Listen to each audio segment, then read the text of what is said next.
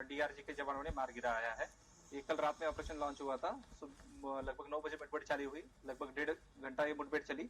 प्राथमिक तौर पर लगभग 12 नक्सलियों के शव बरामद, ऑटोमेटिक हथियारों के साथ बरामद हुए हैं। इसमें कोंटा एरिया कमेटी सचिव मंगड़ू की भी मारे जाने की सूचना है। मुठभेड़ के उपरांत जिला बीजापुर की मुठभेड़ स्थल से 2 माओवादियों की डेड बॉडी बरामद हुई और दूसरा जिला सुकमा की मुठभेड़ स्थल से 12 माओवादियों की डेड बॉडी बरामद हुई है। मुठभेड़ स्थलों में AK-47, SLR, इंसास एवं अन्य आर्म्स एम्युनिशन भी काफी बड़ी मात्रा में बरामद की गई। और चलिए हमारे साथ चर्चा के लिए हमारे सहयोगी दिलीप साहू जुड़े हुए हैं। दिलीप, नक्सलवाद का खात्मा एक डेडलाइन के तहत किया जा रहा है और उससे पहले बड़ी सफलता हाथ लगी। 14 नक्सली ढेर किए गए। साथ ही तेलंगाना के अंदर बड़ा नक्सली कमांडर देवा का भी सरेंडर हुआ।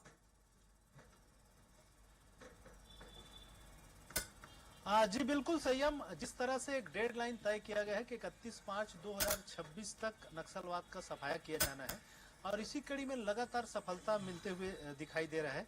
आज की घटनाक्रम की बात करें तो बीजापुर और सुकमा में 14 नक्सली मारे गए हैं। साथ ही साथ जो माड़वी हिड़मा जो हाल ही में मारे गए हैं, सीसी सेंट्रल कमेटी मेंबर थे, छत्तीसगढ़ के पहले सेंट्रल कमेटी मेंबर थे हिड़मा, और उनका जो साथी माना जाता है बार से, ये मोस्ट वांटेड नक्सलियों में से एक था और स्पेशल जोनल कमेटी के लीडर था। ये जिस तरह से लगातार जो सुकमा बीजापुर के इलाके में सक्रिय रहा है और साथ ही साथ बीजापुर से लगे हुए तेलंगाना हैदराबाद में लगातार सफल रहा है। तो जिस तरह से जानकारी मिल रही है उसके मुताबिक भारतीय जवान ने अपने 20 साथियों के साथ हैदराबाद में आत्मसमर्पण कर दिए हैं और हथियार डाल दिए हैं और लगातार इस तरह से एक बड़ी सफलता समझिए पुलिस को और की राहत लगी है। हालांकि उनका छत्तीसगढ़ में नहीं हुआ है, लेकिन लगातार जिस तरह से दबाव बनाया गया है पुलिस की ओर से, यहाँ के सीआरपी और लगातार जो सीआरपीएफ तमाम जो सुरक्षा बल के जवान हैं, जो नक्सल मोर्चे पर नक्सलियों के अंदर के जो इलाके हैं जिनको पहाड़ क्षेत्र कहा जाता है या फिर बीजापुर के अंदरूनी इलाके हो, सुकमा के अंदरूनी इलाके हो, किस्ताराम हो या फिर दंतेवाड़ा और नारायणपुर से लगे हुए इलाके, तमाम क्षेत्र जो एक समय नक्सलियों का गढ़ माना जाता था, वहां पर किसी भी सशस्त्र बल के जवान के लिए पहुंचना नामुमकिन का प्रतीत होता था। ऐसे जगहों पर ऐसे किलों को भी सुरक्षा बलों के जवानों ने फतह किए है।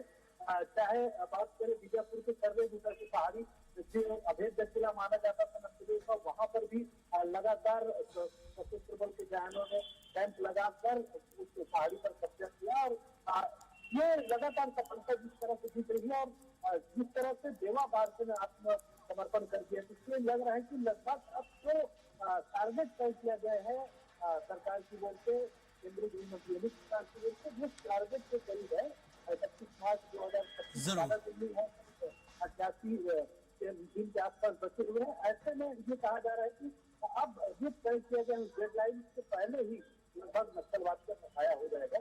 हालांकि कुछ इनके समर्थक रहेंगे या अर्बन नक्सल जो कहा जाता है, जो समर्थक माने जाते हैं, उनको तो नहीं मिटाया जा सकता, लेकिन दिलीप, हम कैसे समझे कि अभी छत्तीसगढ़ में डेडलाइन से पहले जो लक्ष्य हासिल करना है, कुछ क्षेत्र ऐसे हैं जहां नक्सलियों की गिनती नहीं है, यानी कि सफलता मिल रही है, वो सफलता कामयाबी के तौर पे कि हाँ इस क्षेत्र से नक्सलवाद का सफाया हो रहा है, लेकिन कितने और नक्सली बचे हुए हैं ये अभी इसकी कोई पुख्ता जानकारी नहीं है कि एक लक्ष्य के साथ तो चला जा रहा है, डेडलाइन है, लेकिन कितने नक्सली बचे इस बात की कोई जानकारी अभी शेष नहीं है। ये बात तो है संयम की, लगातार जिस तरह से नक्सलियों के जो बड़े लीडर्स मारे गए, जो ग्राउंड लेवल पर सशस्त्र बंदूक लेकर के संघर्ष कर रहे थे, सशस्त्र बंदूकधारी नक्सलियों के ही मूल रूप से गिना जाता है कि उनकी तादाद कितनी है। हालांकि दूसरे जो नक्सली होते हैं जो संगम सदस्य के रूप में या फिर बाहरी रूप से उन्हें समर्थक के तौर पर रहते हैं, तो उनसे बहुत ज्यादा खतरा नहीं रहता, बिल्कुल मूल रूप से जो हथियार लेकर के लड़ाई लड़ रहे चीजें मैदान में है, उनसे सबसे ज्यादा खतरा रहता है, तो उन पर लगभग काबू पा लिया गया है और लगभग हर जिले में, और बहुत सारे जिले ऐसे हैं जो नक्सल मुक्त हो चुके हैं। बस्तर संभाग की बात करें सभी 8 जिलों में से लगभग 4 नक्सल मुक्त पहले ही हो चुके हैं। इसमें कांकेर, कोंडागांव कई ऐसी जिले हैं। अभी हाल ही में जगदलपुर, बस्तर को भी बस्तर जो जिला है जिसका हेड ब्लॉक जगदलपुर है, उसको भी लगभग अब नक्सल मुक्त कर दिए गए हैं और उसको घोषित भी कर दिया गया है। ऐसे में अब केवल सुकमा, बीजापुर, दंतेवाड़ा और नारायणपुर ऐसे केवल 4 जिले रह गए हैं जहाँ पर विमर्शन नक्सली रह गए हैं। वहीं दूसरी ओर उससे लगे हुए जो अलग अलग स्टेट के इलाके, चाहे तेलंगाना की बात करें, आंध्र प्रदेश की बात करें या फिर उड़ीसा की बात करें, वहां पर नक्सलियों की आवाज है। लेकिन उधर से भी जिस तरह से स्टेट स्तर पर, राष्ट्रीय स्तर पर जिस तरह से कॉम्बिनेशन बना है, अंतर राष्ट्रीय जो पुलिस कॉम्बिनेशन जो बना है, उसकी वजह से भी नक्सली अब दबाव पे है। लगातार हम देख रहे हैं कि हाल ही में उड़ीसा में जिस तरह से एक सेंट्रल कमेटी मेंबर गणेश के जो मारे गए हाल ही में, वो भी 1 करोड़ से अधिक के इनामी नक्सली थे, उनके ऊपर छत्तीसगढ़, आंध्र प्रदेश, तेलंगाना में सभी जगह पर इनाम घोषित किया गया। तो इस तरह से देखा जा रहा है कि लगातार फील्ड में जितने नकली सक्रिय है। जरूर दिलीप, तो इस सफलता लगातार जो मिल रही है, लेकिन अभी भी आपने बताया कि सुकमा, बीजापुर, दंतेवाड़ा इन क्षेत्रों में अभी भी नक्सली सक्रिय, और यहाँ पर कब तक काबू पा लिया जाता है, कब तक सफलताएं मिलती हैं और पूरी तरह से नक्सलवाद का सफाया होता है, उस दिन का इंतजार है। एक तारीख तय है, ये तो कंफर्म है कि उससे पहले हो जाएगा, लेकिन पूरा जड़ से सफाया हो और नक्सलवाद एक सोच है, उस पर कब तक काबू पाया जाता है। बहुत बहुत शुक्रिया दिलीप आपका इस जानकारी के लिए। तो फिलहाल एक जगह आत्मसमर्पण देखने मिल रहा है, एक जगह मुठभेड़ में कई नक्सली मारे जा रहे हैं। दोनों चीजें समानांतर चल रही हैं, क्योंकि लक्ष्य है कि अब नक्सलवाद यानी कि हिंसा के जरिए बात मनवाने की जो कोशिश नक्सली करते थे, वो अब